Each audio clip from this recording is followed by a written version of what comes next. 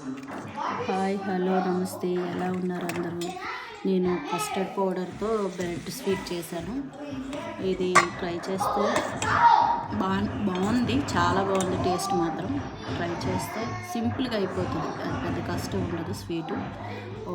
నేను దీనికి మాత్రం 2 గ్లాసుల మిల్క్, ఒక బిగ్ గ్లాస్ వేసుకున్నాను. 2 గ్లాసులతో అయిన తర్వాత కొంచెం మరిగిన తర్వాత బాగా మరిగాక కస్టర్డ్ పౌడర్ ఏమో ఒక 2 స్పూన్లు సరిపోతుంది.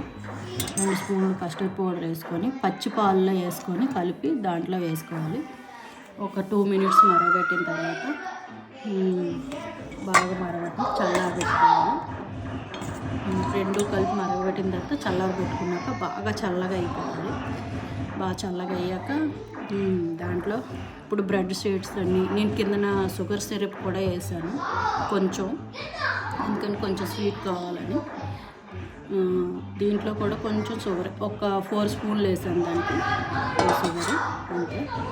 బాదం పప్పు, పిస్తా పప్పు,